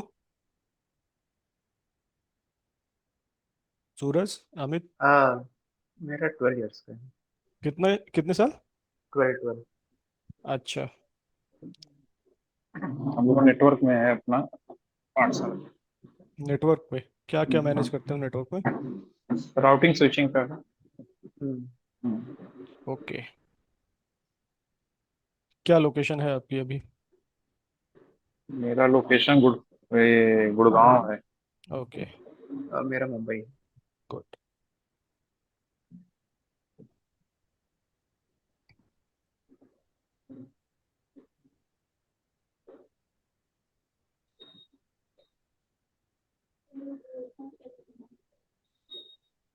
तो अभी इसमें मैं आपको राउटिंग स्विचिंग से रिलेटेड भी चीज़ें दिखाऊंगा। आप पूरा ट्रैफिक ना इसमें डाइवर्ट कर सकते हो कि इस सर्वर का ट्रैफिक अभी कहाँ से जाएगा, फिर कैसे ये ऑन प्रीमाइसेस से कनेक्ट होगा, वो सारी चीज़ मैं आपको शो करूंगा। ठीक। हाँ। पूरा डाइवर्ट कर सकते हो इसका ट्रैफिक। एक्चुअली एडब्ल्यूएस को आप दो तीन तरीके से मैनेज कर सकते हो। एडब्ल्यूएस को मैनेज कर सकते हो इस तरीके से जीयूआई के थ्रू। अच्छा। कमांड भी आप राउटिंग स्विचिंग जैसे चला सकते हैं, ठीक है। जैसे स्विचेस को आप जीयूआई के थ्रू कॉन्फ़िगर करते हो, हाँ राइट। आप कमांड के थ्रू ज़्यादा प्रेफर करते हो ना स्विचेस को हाँ कॉन्फ़िगर करना। CLI right. हाँ। सो इसका सीएलआई भी है। और हम्म, एक इसमें तीसरी एक ये चीज़ आ गई है, टेराफॉर्म। अगर आपने नाम सुना हो इसका, टेराफॉर्म, ये बहुत बढ़िया चीज़ है, अच्छा। ये टेराफॉर्म। सो टेराफॉर्म के थ्रू आप जितने भी क्लाउड है ना वो सब मैनेज कर सकते हो, ठीक है। एक थर्ड पार्टी कंपनी आई, टेराफॉर्म के बारे में बता देता हूँ जब तक ये डिप्लॉय हो रहा है। एडब्ल्यूएस को मैनेज करने के लिए अभी क्या करते हैं एडमिन, जीयूआई का यूज़ करते हैं, जीयूआई या हाँ। सीएलआई का यूज़ करते हैं। अब एक तीसरी कंपनी आ गई जिसका नाम है हैशिकॉर्प, हैशिकॉर्प। हालांकि ये कंपनी तो अब आईबीएम ने इसे एक्वायर कर लिया। इन्होंने एक प्रोडक्ट बनाया, क्या, इन्होंने एक प्रोडक्ट बनाया जिसको इन्होंने नाम दिया टेराफॉर्म।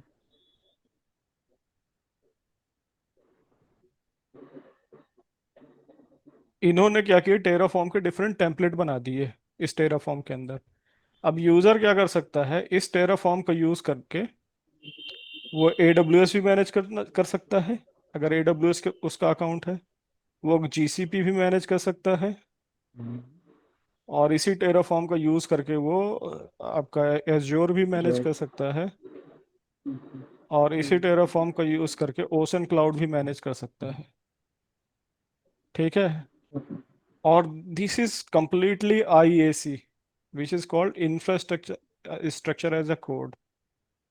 आप एक स्क्रिप्ट रन करोगे और आपका ये सारा काम सिंगल स्क्रिप्ट में ही हो जाएगा। सर्वर बन जाएगा, उसमें एप्लीकेशन डिप्लॉय हो जाएगी, वेबसाइट डिप्लॉय हो जाएगी, सब कुछ सिंगल कोड में ही हो जाएगा। तो ये टेराफॉर्म के थ्रू भी मैनेज कर सकते हो आज आप चीज़ों को। इसका स्क्रिप्टिंग होता है क्या टेराफॉर्म में, या? हाँ, ये पूरा स्क्रिप्टिंग होता है इसमें। बहुत सिंपल से है स्क्रिप्टिंग, ठीक है। मैं एक आध दो आपको एग्जांपल भी दिखा दूंगा, और फर्दर अगर अच्छा। आप इसको परस्यू करना चाहोगे ना तो हम्म, मैं स्टेराफॉर्म भी पढ़ाता हूँ, तो मैं उसको भी अच्छा। बता दूंगा आपको, चलो। ठीक है।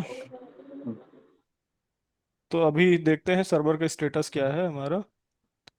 3 चेक्स पास, मतलब ये सर्वर रेडी हो गया एक्सेस करने के लिए, ठीक है। सारे चेक्स पास हो गए।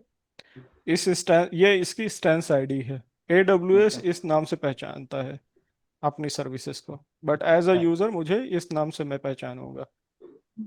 मैं अगर स्टेंस आईडी में क्लिक करूं, इसका हाइपर लिंक है, मैंने क्लिक किया, इसमें इसका प्राइवेट आईपी और पब्लिक आईपी दोनों मुझे मिल गए। ये क्या है, प्राइवेट आईपी, इसके थ्रू भी मैं सर्वर को एक्सेस कर सकता हूँ। और ये है पब्लिक आईपी, इसके थ्रू भी मैं सर्वर को एक्सेस कर सकता हूँ। अब ये प्राइवेट आईपी क्या होता है, बेसिकली क्या होता है कि जब कभी भी हम एडब्ल्यूएस पे कोई भी चीज़ें मतलब प्रिक्योर करते हैं ना, तो एडब्ल्यूएस एक सेपरेट नेटवर्क देता है हमें। कैसे पता चलेगा कि ये अमित का वो है एडब्ल्यूएस अकाउंट है या ये सूरज का है, ठीक है। तो ये क्या करते हैं, एक वीपीसी बना देते हैं, छोटा छोटा नेटवर्क स्पेस डिफाइन कर देते हैं। VPC is nothing but this is a network space, यहाँ बना देंगे VPC1 VPC2, इस तरीके से ये बना देते हैं, राइट। अच्छा। तो ये VPC बना दिया। अब इसमें मान लो कि उन्होंने 10 का सबनेट यूज किया, 10.0.0/8, and here also they are using 10.0.0.0/8। ये VPC1 है, ये VPC2 है, ये दोनों ही एक दूसरे से क्या है, डिफरेंट है, राइट।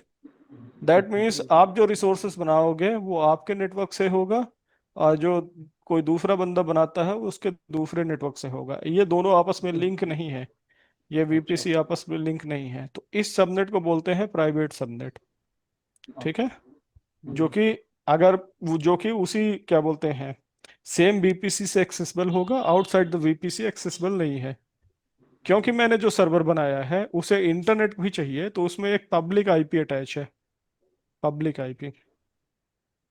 तो इस पब्लिक आईपी का यूज करके अमर अभी बाहर बैठे हुए हैं, ठीक है, यहाँ पे इंटरनेट पे बैठे हुए हैं, पब्लिक आईपी का यूज करके मैं ये सर्वर एक्सेस कर सकता हूँ।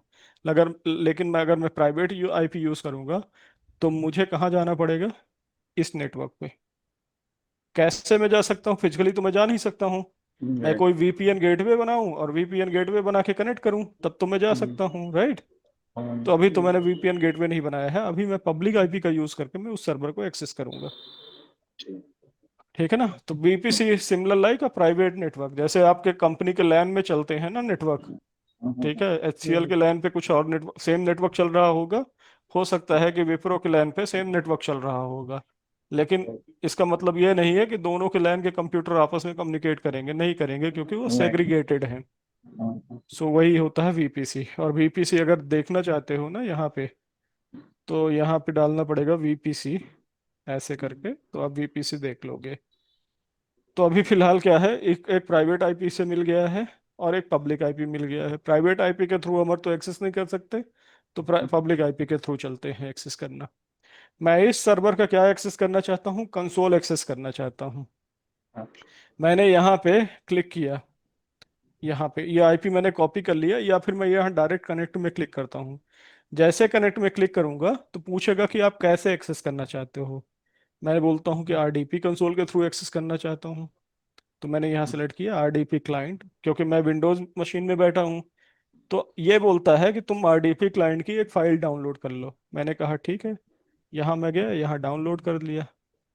मेरा ब्राउज़र कुछ एरर दिया, मतलब नोटिफिकेशन दिया। मैं इस पर क्लिक करता हूँ और देखता हूँ कि मैं आरडीपी क्लाइंट के थ्रू एक्सेस करूँगा कि नहीं।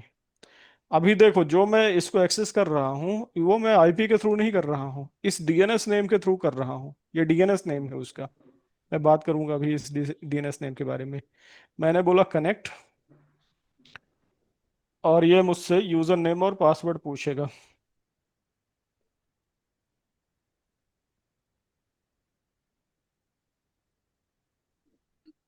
यूजर नेम और पासवर्ड पूछ रहा है, ठीक है। तो मैं पासवर्ड कहाँ से मुझे मिलेगा, यहाँ से गेट पासवर्ड में अगर मैं क्लिक करूंगा तो मुझे इस यूजर नेम का, जो भी एडमिनिस्ट्रेटर यूजर नेम है, उसका मुझे पासवर्ड मिल जाएगा। तो मैंने बोला गेट।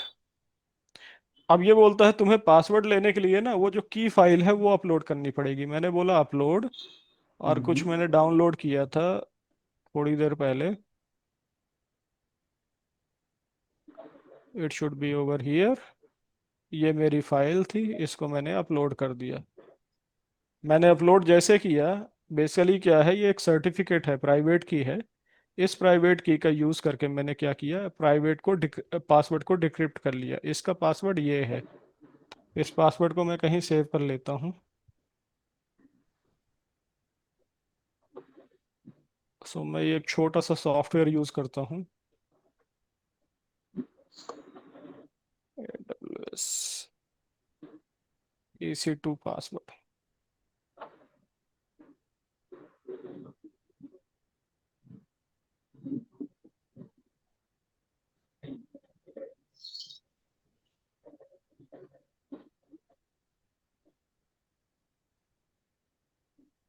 ये मैं पासवर्ड सेव कर लिया, और इस पासवर्ड को यहाँ से कॉपी कर लिया, और मैं अपने आरडीपी पे चला गया। मैंने बोला कि मैं कनेक्ट करना चाहता हूँ डिफरेंट अकाउंट से, जो कि एडमिनिस्ट्रेटर है, और उसका पासवर्ड ये है। कहाँ गया पासवर्ड, कॉपी पासवर्ड,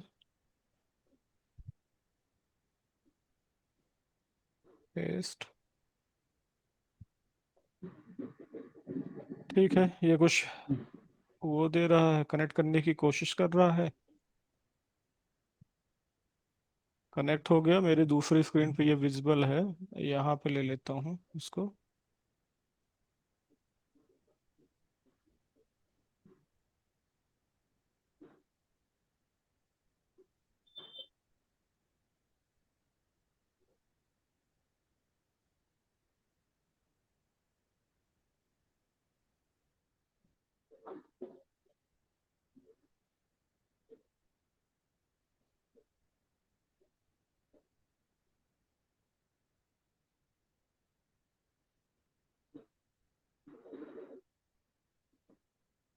ठीक है, नाउ यू कैन सी कि यस। मैं इसको एक्सेस कर पा रहा हूँ। और ये क्या है, मेरा वही सर्वर है जो मैंने अभी क्लाउड पे ऑन डिमांड बेसिस पे बनाया। अगर इसे मुझे फिजिकली बनाना होता तो मुझे वो सारे कुछ ऑर्डर देना पड़ता, राइट, सीपीयू, मेमोरी, एटसेट्रा, वो सब कुछ ऑर्डर देना पड़ता। अब मैंने ये सर्वर तो बना लिया। अब मुझे क्या चाहिए, एक एप्लीकेशन चाहिए जो वेबसाइट को होस्ट कर सके। फिलहाल तो वो एप्लीकेशन है नहीं, तो मैं डाल लेता हूँ इस सिस्टम पे। विंडोज में एक होता है server manager, right. Server manager अगर मैं खोलूंगा तो मैं इस सर्वर मैनेजर का यूज करके मैं वेब सर्वर या जो कुछ भी मैं डिप्लॉय करना चाहता हूँ वो मैं डिप्लॉय कर पाऊंगा। तो ये मैंने सर्वर मैनेजर ओपन कर लिया।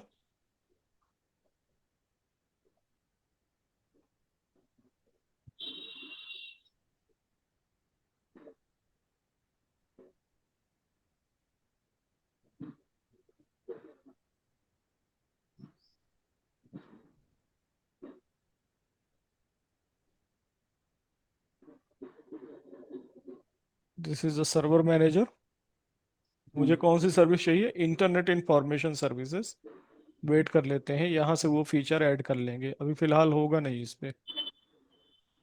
Internet information services, so I am going to deploy that.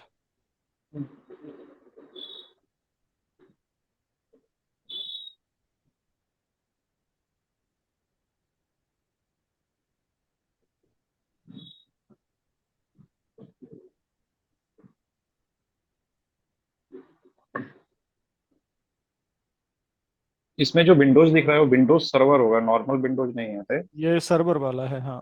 क्योंकि मैंने, देखो क्या होता है, जो AWS पे AMIs पड़े होते हैं ना, वो हाँ। मोस्टली सर्वर वाले पड़े होते हैं। हाँ। क्योंकि यही ज़्यादा यूज़ होते हैं, डेस्कटॉप तो नहीं बनाते हैं लोग। अच्छा। हाँ, उधर डेस्कटॉप कम ही क्रिएट होते हैं, सर्वर क्रिएट होते हैं, इस वजह से। ठीक। तो ये मैंने क्या किया, यहाँ पे ऐड रोल एंड फीचर पे मैं गया। और ये पूछ रहा है क्या फीचर इंस्टॉल करना चाहोगे। मैं बोलता हूँ कि मुझे चाहिए इंटरनेट इंफॉर्मेशन सर्विसेज। सर्वर का नाम ये है फिलहाल।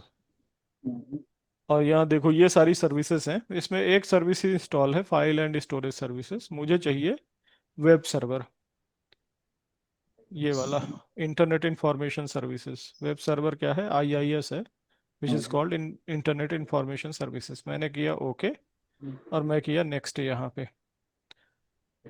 तो ये मुझे फीचर बोल रहा है कि आपको ये .NET वाला फीचर चाहिए जो ऑलरेडी इंस्टॉल्ड है, कुछ डिपेंडेंसी होगा ये मुझे बताएगा। मैंने बोला नेक्स्ट, नेक्स्ट, और नेक्स्ट। रीस्टार्ट कर लो अगर ज़रूरत है तो, एंड इंस्टॉल। तो ये इंटरनेट इंफॉर्मेशन सर्विसेज एप्लीकेशन इसके ऊपर इंस्टॉल हो जाएगी। तो मेरा ये वाला स्टेप हो गया है, ये इन प्रोग्रेस है। और जैसे ये हो जाएगा तो एक वेबसाइट जो है मैं इस पर डिप्लॉय करूँगा।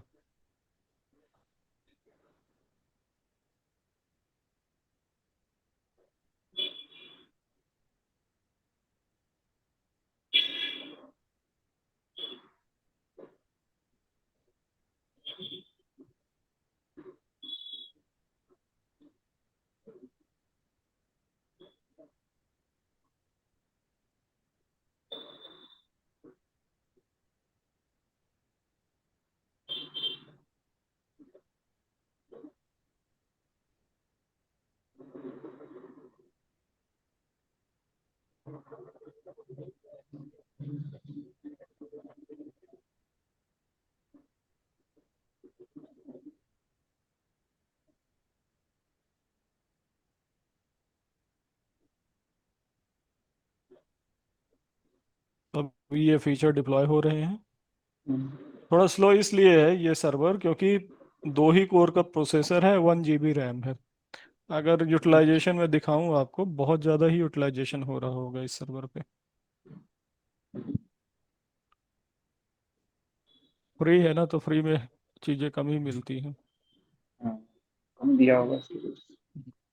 ये देखो इस पे कहाँ है मेरा प्रोसेस वाला पार्ट, ये रहा।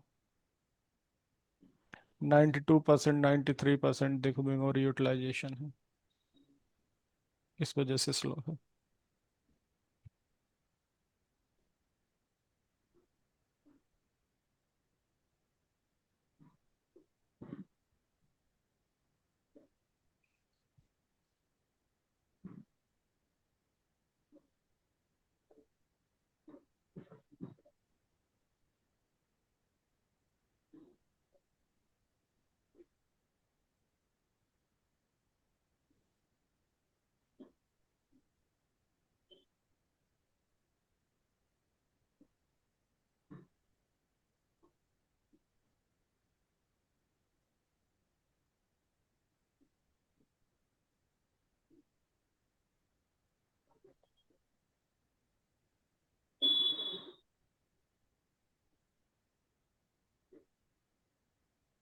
इसे मैं क्लोज कर देता हूँ, इसका भी वो कंप्यूट ले रहा होगा।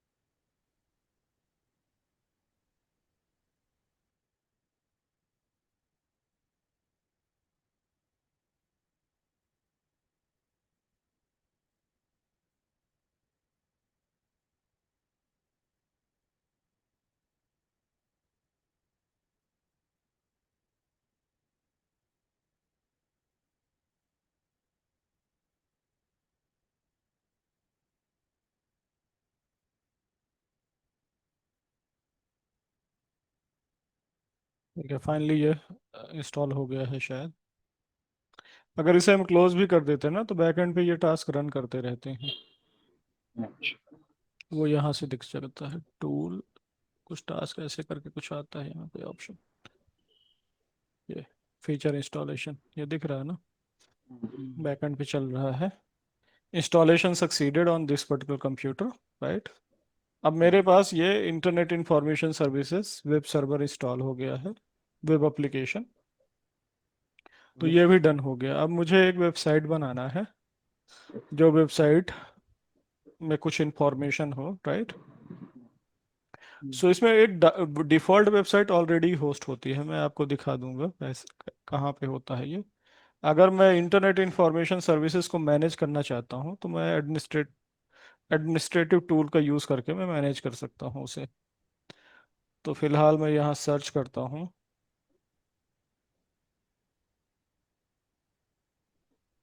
IIS, लेट्स से कि वो आता है ऑप्शन कि नहीं, इंटरनेट इंफॉर्मेशन सर्विस मैनेजर। सो मैं इसे ओपन कर लेता हूँ, जिस पे मैं एक वेबसाइट रन करूँगा।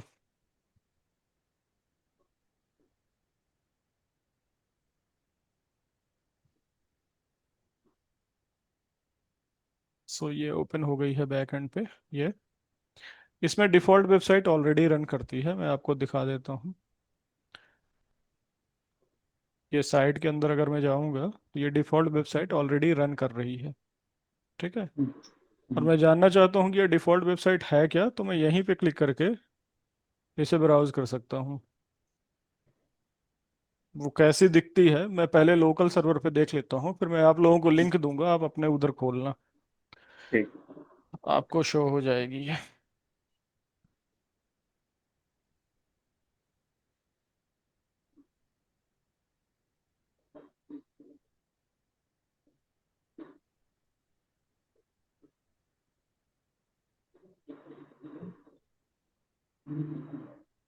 लोकल होस्ट मतलब ये लोकल कंप्यूटर पे ही ओपन हो रही है।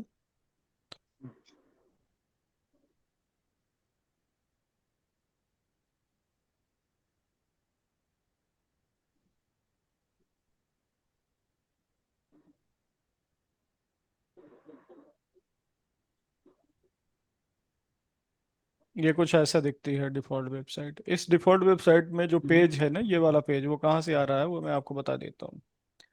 ये जो फोटो आ रही है वो यहाँ से आ रही है, सी ड्राइव के अंदर होते हैं इसका डेटा, जहाँ ये डेटा होस्ट है वेबसाइट का।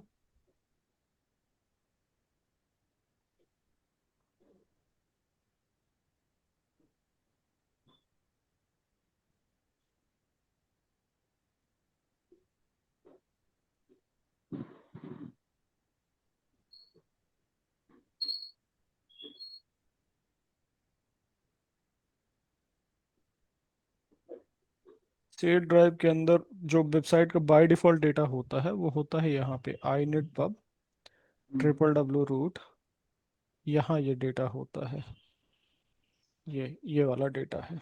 तो इसमें जो पेज है ना, ये जो फोटो आ रही है वो उस पेज, ये वाले पिक्चर से आ रही है। अगर मैं इसे एडिट कर देता हूँ, इस पिक्चर को,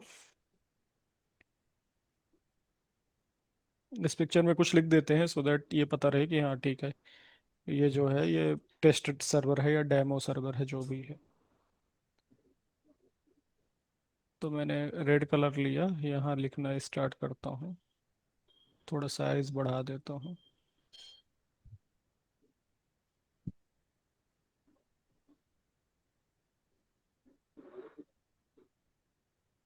28,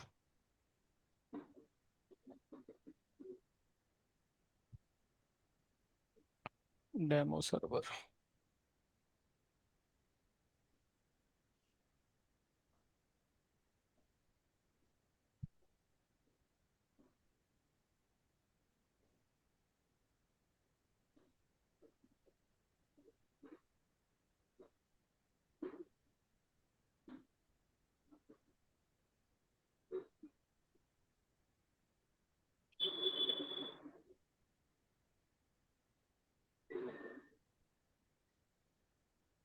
ठीक है, मैं सेव कर देता हूँ इसको और रिफ्रेश करके देखता हूँ क्या ये पेज चेंज होता है, डेमो सर्वर कुछ जैसा दिखाता है कि नहीं।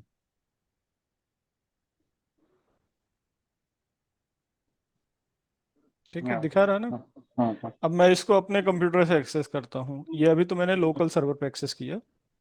अब मैं अपने सिस्टम से एक्सेस करता हूँ, तो मैंने ब्राउज़र ओपन किया। AWS का कंसोल कहाँ गया मेरा, ये रहा। अगर मैं EC2 पे जाऊँ, ये मेरा EC2 इंस्टेंस है। ठीक है, मैं डायरेक्ट IP एड्रेस के थ्रू भी ओपन कर सकता हूँ, और ये इसका DNS नेम भी होगा कहीं पे। मैं IP एड्रेस के थ्रू ओपन करता हूँ अपने सिस्टम पे। अगर मैं यहाँ से टाइप करता हूँ HTTP and the public IP,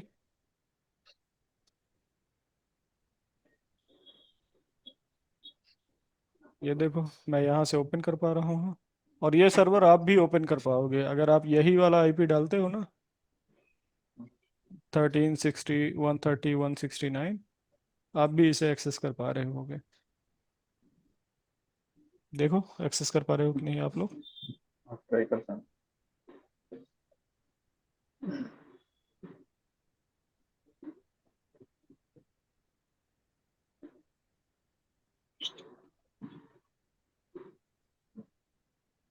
access. Access हो रहा है। एक्सेस हो रहा है ना। हाँ हाँ अगर देखोगे तो हमने क्या किया, ऑन डिमांड बेसिस पे मैंने एक सर्वर की खड़ा किया। ये इंटरनेट इंफॉर्मेशन सर्विसेज डाला, उसके ऊपर वेबसाइट डाल लिया। ठीक है, ये वेबसाइट डाल दिया। ठीक है, तो कुल मिला के मैंने क्या हुआ, मैं ऑन डिमांड बेसिस पे कोई भी इंफ्रास्ट्रक्चर डिप्लॉय कर सकता हूँ। और मैं जो बोल रहा था कि ये सेल्फ सर्विसेज है, सेल्फ सर्विस का मतलब अगर मुझे इस सर्वर को बंद करना हुआ तो मुझे किसी से पूछने की जरूरत नहीं है। मैं सीधा कंसोल पे जाऊंगा, ये मेरा सर्वर है, मुझे डैशबोर्ड पे ये सर्वर दिख रहा है। यहाँ पे जाके मैं सीधा यहाँ पे स्टॉप कर दूंगा। राइट, तो ये सर्वर बंद हो जाएगा।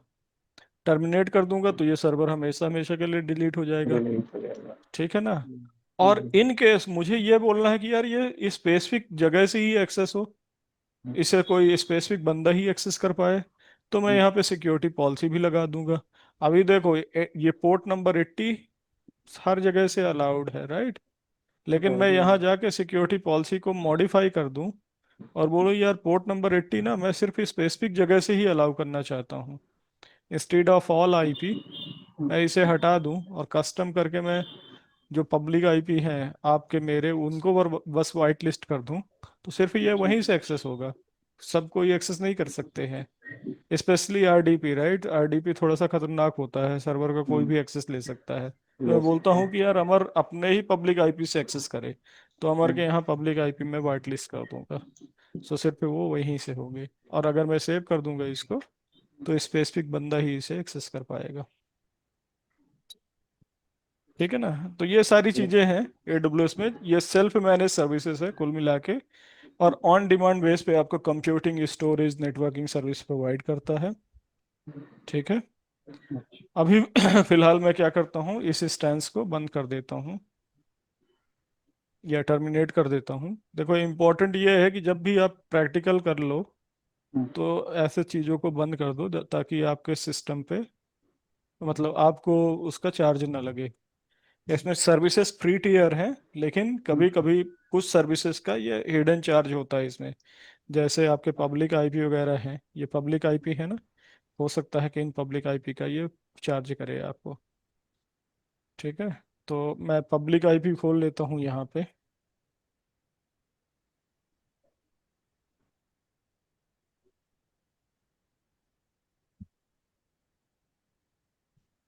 ये यहाँ पे elastic IP, public IP elastic IP कहलाते हैं। फिलहाल वो डिलीट हो गया, वॉल्यूम वो भी डिलीट हो गया, मैंने सर्वर डिलीट किया तो ये भी डिलीट हो जाएगा, ये सब कुछ डिलीट हो जाएंगे। तो अगर मैं अपने डैशबोर्ड पे जाऊंगा तो मुझे लिमिटेड चीज़ें ही दिखेंगी, मैं इनको भी डिलीट कर सकता हूँ यहाँ से। तो हम क्या करेंगे, डेली का डेली हम करेंगे प्रैक्टिस, और आफ्टर प्रैक्टिस हम मेक श्योर करेंगे कि हमारे वो रिसोर्सेस डिलीट हो जाएं। और हम कुछ इस तरीके से प्रैक्टिस करेंगे, जो भी लैब करेंगे हम वो इस तरीके से करेंगे कि ऑन अ पर्टिकुलर डे एक पूरा का पूरा हम जो सिनेरियो लें वो कंप्लीट हो जाए। ओके। ठीक है ना। डिलीट।